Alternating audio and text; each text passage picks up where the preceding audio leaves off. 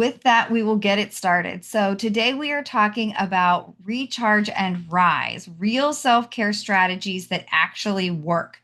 For those of you who don't know me or haven't taken a webinar with me before, my name is Megan Wollerton and I own Life Force Wellness and I hold certifications in a wide array of all things health and wellness. I originally worked in the oil and gas field industry, where after being told that drill rigs run 24/7, so I should work 24/7, and I burned out, I promptly left and realized just how much of a mess I was physically, mentally, emotionally, with my relationships. I had just kind of dedicated everything to my job, working those 60 to 100-hour work weeks, being on call 24/7. And it wasn't until I stepped away from the job that I realized how much of a mess I was really in.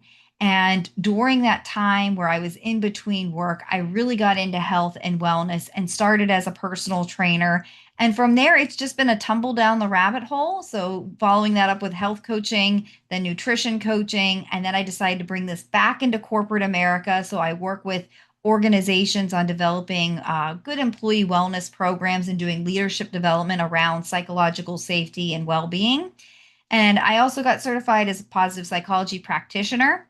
I'm certified as a stress management, sleep, and recovery coach. So, most of what we're going to be talking about comes from my knowledge in that certification. And then, lastly, an advanced certification in change psychology. So, how do we actually develop behaviors that stick?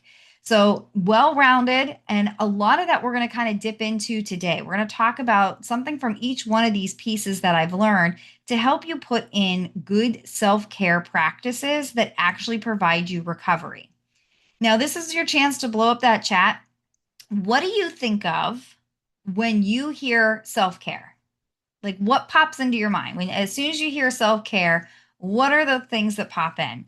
Typically, what we see is like bubble baths. Like, if you go on to Google and you search Google images for self care, it's like spa day, it's bubble baths, it's facial masks, it's getting a manicure, it's sipping wine, it's taking a vacation on the beach, it's doom scrolling or binge watching TV, it's going for a massage, it's taking a nap. Those are kind of the things that we tend to think of when we hear self care. And there's a lot of goodness to those things, but do they actually restore you? Or are they just providing you kind of a simple escape? So the difference is an escape, it provides that temporary happiness, right? It's a chance to just turn off our brains, find a little bit of relaxation, maybe get that hit of dopamine that we're looking for, but it's not doing anything to actually help us to recover. So escapes are also things that we use as coping mechanisms. It might be the doom scrolling, using food or drink, binge watching TV. A lot of us also guilty of retail therapy. We like to go out and shop and spend our money whenever we're in a funk. Sometimes we like to put ourselves in isolation. And there's a time and a place for that. There's a time to escape. But what we need to understand is those escapes are temporary. They are not providing us the deep recovery we need. Things that will help us get that recovery is like reading, learning new things, doing things like this, jumping onto a webinar, learning something new, getting outside, getting sunshine, fresh air, grounding. There's a lot of talk now about things like grounding and forest bathing that we're seeing pop up in the wellness community. Staying hydrated, connecting and developing deep, meaningful relationships with others, and actually processing our emotions, not just trying to run away from them, not just trying to cope with them with food or beverage, but actually taking the time to sit with those emotions and work through them and process them properly. Those are the things that are going to provide you the deep, meaningful recovery. Now, a lot of times we don't put in that work because that work takes more time, right? It's easier to scroll on our phone than it is to actually process the emotion or get outside. And a lot of times we hold ourselves back from doing proper self care because we fall into what I call my balance blockers. There are four main mindset traps that I see clients fall into that I say block them from finding that life balance and taking care of themselves. The first one is incongruence. This is when our beliefs don't match our actions. So you might be a client that comes to me and says, I really wish I had just more time to hang out with my friends. I'd really like to take a weekend and go out with my friends and just escape from it all, or I'd like to just hang out with them more on the weekdays. And then when your friends call you and go, hey, we're going out tonight, do you want to come? You go, nah, I'd rather stay inside and watch Netflix. Anyone been there? Been guilty of that? You've been invited somewhere, or like somebody cancels plans on you last minute, and like there's a little bit of sigh of happiness that, yes, plans got canceled. I don't have to go out of the house now.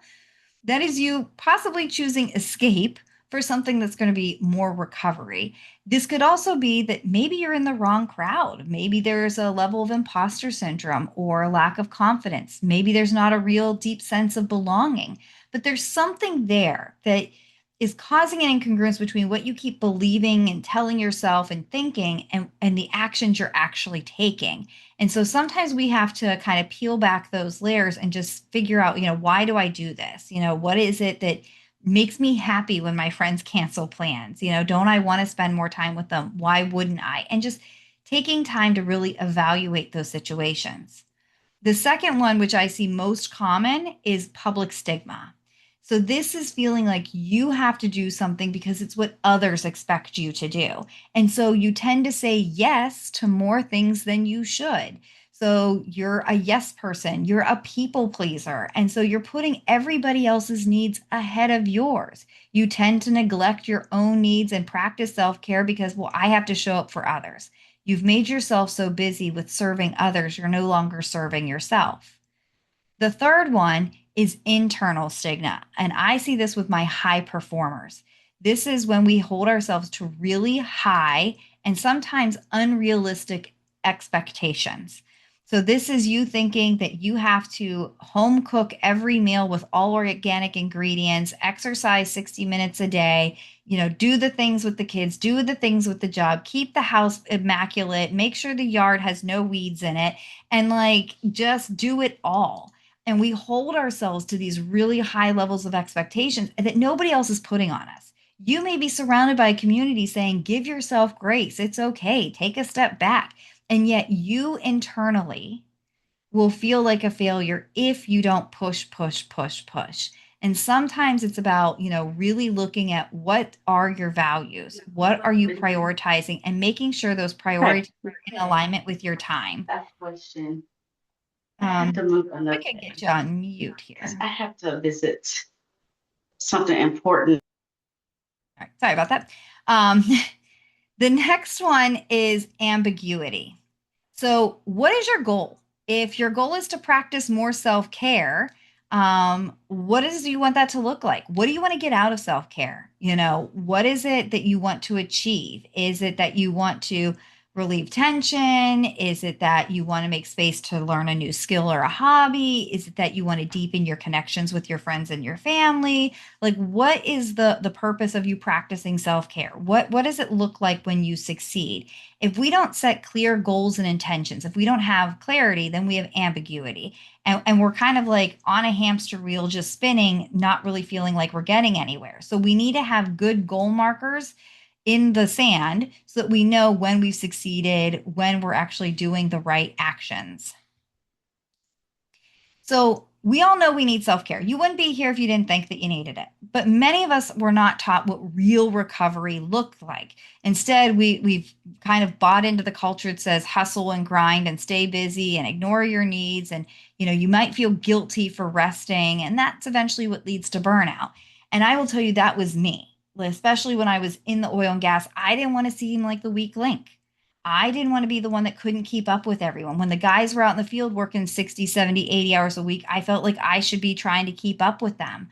I also grew up in a home where we had our tasks list. And it's like, I sit down on the couch and it's like, did you get your chores done? Like, I really developed this mentality in me that recovery was something I had to earn. Like I wasn't allowed to take it easy, go out with my friends, do these things until all my chores were done. And so now, even as an adult, I sit on the couch and I start going through the checklist in my head and like raise your hand if that's you too, that you sit down, but then immediately you start going, did I do this? Did I do that? Am I allowed to recover right now? Did I get all the things done? Or is there still something left undone that I'm supposed to be working on? What you need to understand is it's not something you earn, it's something you practice to prevent burnout. And this is where the definition of self care really helps Because when you look at the true definition, what is self care? Is it really bubble baths and massages? No.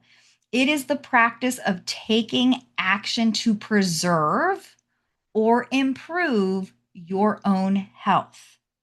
So it's about taking an active role in protecting your well being, meaning putting up some boundaries and sticking to them, putting in habits that you're not going to bend because it's what's keeping you going.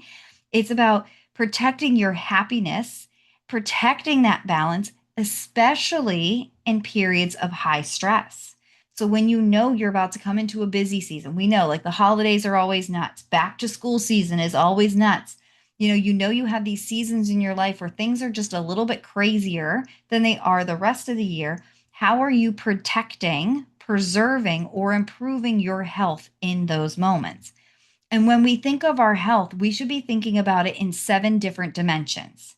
So the first dimension is your existential, your purpose. This could be something spiritual, something with a religion. It could just be what is driving you to get out of bed in the morning? What are the goals you have that's motivating you? Do you have something to look forward to each day, something to be grateful for each day that's giving you a sense of purpose and aliveness each day? The second one is mental wellness. Are you learning new things? Are you able to solve new problems? Are you being challenged mentally? Are you being able to think creatively? Or are you in a mind fog all the time? That's another part of our well being. The third is environmental, and that's just not about getting outside, which is good and positive, but it's also does your environment support the goals you have? If your goals are to work out, are the clothes off the treadmill? Do you have exercise clothes? Do you have healthy food in the fridge? Is your environment supporting you? The next is relational wellness. Do you have community? Do you have people you can trust, that you can confide in, that you can process emotions with, that you can be your vulnerable self with? Or are you with a group you're trying to fit into? And so you tend to have like kind of this toxic positivity and a mask on all the time. You need people that you can be vulnerable with. The next is emotional wellness. And that's why I always talk about relational first, because you need the relational piece. You need a community to process the hard emotional stuff. It is okay to have bad days. It's okay to be sad. We all have things to grieve. We have heartache. We have loss. And we need to be able to sit in that and process that. But we don't want to get stuck there. It's when we get stuck in these extreme emotions that it becomes unhealthy. But we should feel a full range of emotions. Physical wellness. How well do you feel? How energized are you? If I'm being fully transparent, I woke up this morning with a horrible migraine that made me nauseous. And I was questioning 3 hours ago whether or not I was even going to jump on this webinar. But after a little nap and some Tylenol, we're here, we're doing it. But our physical wellness really impacts every other facet of our well being. When we don't feel good, we don't want to connect with others, we don't want to read and do things, we don't feel motivated to get up and get moving and go after anything. And so it's important that we have some self care around our physical well being as well. And then lastly is financial. Many of us are stressed out about the finances. Things are expensive now. The economy's not the best. And we're all kind of feeling it. And if you're someone living paycheck to paycheck and you're worried, if the car breaks down next week, I'm screwed. What am I going to do? And you have that worry constantly laying on you, that is something that's going to plague you. So, what are you doing to practice self care in your finances?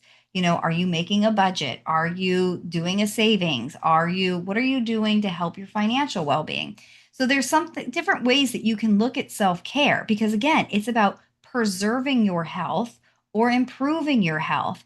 And there are these 7 deep areas of health that we should be focused on, not just one. So, some recovery habits I want to give you today. We don't have time to go over all of them in just a short 30-minute webinar, but I'm going to hit on 3 that I think are super simple to implement and have a huge impact. And that is going to be based on what I know as a health coach, what I know in psychology, what I know in neuroscience.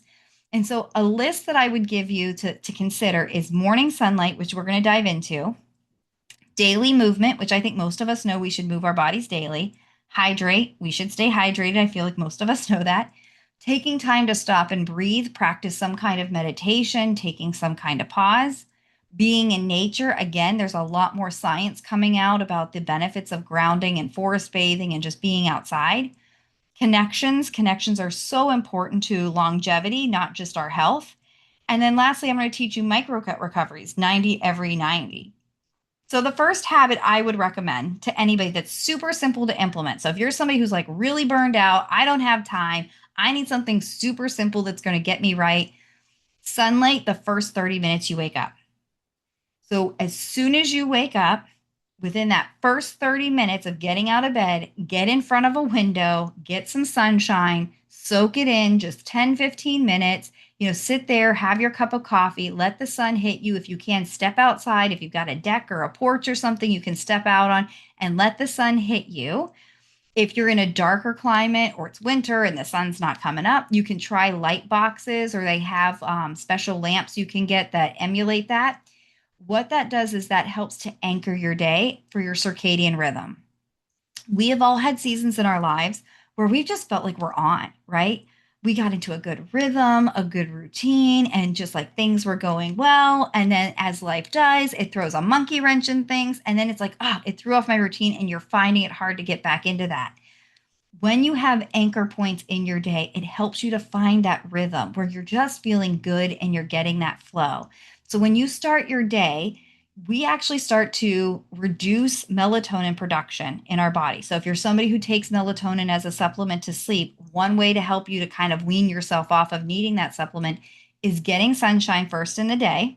That's going to lower it for the day when you need the energy. It's going to boost vitamin D. It's going to help you to absorb other vitamins and minerals. It's going to actually improve your mood and your alertness. And it's just going to help you start your day right. And it's something so simple. And so many of us take it for granted. We just don't sit in front of a window and get that sunshine. We like immediately go to our desks and look at blue lights. The second habit that's super simple that I recommend is 90 every 90. So I usually recommend to my clients that every hour you should try to get up, walk around, do a mind body scan, and then come back to your work. But I have some high performing clients that find that hour, like they just need more time. Like, I'm just kind of getting into my groove at 30 minutes. I don't want to stop 30 minutes in, which is why I say at least 90 every time. Set a timer at 90 minutes. Take 90 seconds to just check in with yourself. Sometimes we put our blinders on, and it's like when you sit back and you close your eyes, you realize how tired your eyes are. Like even right now, close your eyes. Maybe you realize staring at your computer screen, it's like made your eyes tired. It feels really good. Just have them closed for a few seconds and let your eyes relax. It's check in. Do you feel thirsty? Is your mouth dry? Do you feel hungry? Have you been hunched over? I have a bad habit of sitting like a gremlin at my desk. And sometimes I just need to like stretch out my shoulders, pull my shoulder blades back and down, stretch out my back, stretch out my hips. Those kinds of things that are going to help get the blood flowing, help keep your mind and body connected. This actually helps to disrupt stress buildup. So all that tension we build up as we get stressed, you start to notice maybe your shoulders creep up to your ears and all that muscle tension. That's going to help to alleviate that and interrupt it from building. It's going to help prevent decision fatigue. It actually helps to promote energy flow. And people who take pauses throughout their day are actually more productive than those who just try to grind it out all day. So 90 every 90. It's simple, it's short, it's easy to throw in right now. And then lastly, fix your sleep. So my next webinar that I'm doing for free on wellness topics is going to be August 4th, and it's going to be to change your health, start with sleep. I am a sleep coach, and there is a ton of information on how important sleep is to your health and recovery. And so if we're talking about taking care of yourself, it is not just a bubble bath. It is making sure you're doing the things that actually matter the most. And there is so much good stuff that goes on when we get good quality sleep. That is the best thing you could do for yourself. And to set you up, you can start implementing what I call the 3-2-1 sleep method. So 3 hours before bed, stop eating. When you eat, you boost your metabolism. That gets you energized. We don't want that before bed. Also, if you eat and then you lay down, food might start to creep back up your esophagus, and that's what's causing you that heartburn and stomach indigestion. So if you're somebody who goes to bed and then a few hours later you're waking up looking for the Tums, it's probably because you still had too much food sitting in your stomach when you reclined. So you want to make sure 3 hours before bed you're done eating. 2 hours before bed, you want to stop working. Go do something you enjoy. Your brain needs dopamine to function. It needs fun. So if you're somebody who's grinding it out right up until the point you go to bed, you're not going to get into the deep quality sleep you need. Many of us find ourselves laying in bed and endlessly scrolling, right? The doom scrolling. It gets us all at some point. What that's actually called is revenge bedtime procrastination. So that is when your brain takes over and says, you didn't give me enough dopamine today. I'm not letting you go to sleep until I get my fix. So give your brain its fix 2 hours before you plan to go to bed. Make sure it's got its dopamine. Do something you enjoy. If it is watching Netflix or scrolling on your phone, that's fine. Read a book, have a conversation with somebody. Do something that brings you some level of enjoyment and that's going to give you that hit of dopamine so that you're more relaxed when it's time to go to bed. And then 1 hour before bed, no screen time.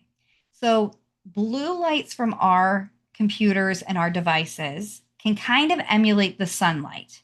And our bodies don't always know the difference. So, that blue light goes into our eyes, and I'm not going to go into all the neuroscience behind it, but our brain actually kind of picks it up as still being daylight. And when it's still daylight, our brain does not produce, then our body does not produce melatonin, which we need to sleep, which is why many of us stay on our phones and then we pop a melatonin pill and try to fall asleep. Instead, turn off all the blue lights an hour before bed. Even go around your house and start dimming the lights. If you're not in a room, shut off the lights. Start turning off the lights and start doing something that's calming that does not require a screen. It could be reading. This could be the time to do the self-care things that we usually think of, like the bubble bath and the skin care and the massages or whatever, anything to help get you relaxed. That's fine. You could also use that hour to pack your lunch and get things ready for the morning so you're not scrambling in the morning. Whatever it is, do it without a screen. 1 hour before bed, when we're not looking at those screens, when the lights start to dim, our body then processes it's getting darker, and that's the cue for your body to start producing the melatonin you need to fall into a good quality deep sleep. So, 3, 2, 1, sleep, a simple habit that can make a huge impact. And why I kind of harp on this and why our next webinar is going to be fully on sleep is because so many good things happen when we sleep. One of the most interesting things that I think happens is that when we are working throughout the day, so you're on a webinar here, you're learning new things, you're trying to take it in, and then you're going to go and you're going to respond to emails, you're going to do all those other tasks. Your brain is trying to take all that in, and it actually produces these kind of toxic byproducts. And when you get into a deep, deep sleep at night, your brain gets a little bit of a bath. The lymphatic system actually starts to clear out the waste of your brain. And so, whenever you wake up and you're in a brain fog, or maybe even me, I didn't get a good night's sleep last night, I had a headache this morning, it's because my brain didn't get its bath last night. It didn't get a chance to kind of clear out all that toxic byproduct. It's when we're in deep sleep that our short term memories get converted into long term memories. So, if this is something you want to remember for a long time, get a good night's sleep tonight so your brain can process that and turn all these short term things into long term. The brain is incredible. I love whenever we kind of look at it as like a filing system because it kind of is. And when you are in a deep sleep, your brain goes through all those files and it erases and forgets anything that it doesn't think is necessary, anything that's not needed. And it helps us to remember the things we want to remember, it to help us to learn better so we can solve problems better and be more creative. So if we're talking about really doing something good for our health and well-being, getting a good night's sleep is where I would start. Lastly, as you put any of these into practice, give it at least 72 hours. So there is a 72-hour rule with our body. It can take up to 72 hours for the food that you ate today to really process fully through the digestive tract.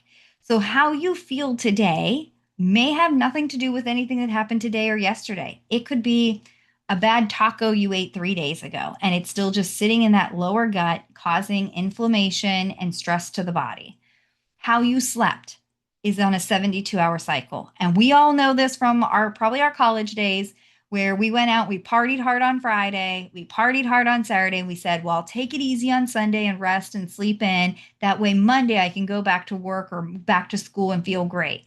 And we did that, but then Monday came around and we still felt like hot garbage because one good day of rest and recovery is not going to undo the many days that we were, not treating it with love and respect. So it's make sure that you're sleeping consistently, good hours of sleep, good quality sleep, how you move your body. If you have an event coming up, maybe you have a conference, you're traveling, you know you're going to be on your feet a lot, you need to prepare your body for that. Keep your body moving, whether it's playing pickleball, biking, walking, running, whatever it is for you, you should move your body daily. Otherwise, whenever you need it to get up and get moving, if it's not ready for that, if it's not used to that kind of activity, that's where injury occurs. And then lastly, this one's interesting, who you spent your time with. One of the interesting things we learned coming out of the pandemic is that when people were in isolation and they finally came out and they had an interaction with somebody, they found that that first interaction was typically negative. We have this just need and desire that our we want to air all of our grievances first. So we start to complain. We will give you all of the complaints that we have before we get to any of the happy things that we have. And so if you're going to an event and you want to be a positive, upbeat person, pick up that phone, vent to your friends if something's going on, get that aired out before you go to the event. That way, when you have those interactions with others, they can be more positive and uplifting. So focus 72 hours in advance. I know when I have a big event, when I have a big conference, I'm preparing 3 days in advance. I'm letting my family know, like diets, we're not going to be going and getting fast food 3 days before I'm leaving for a conference.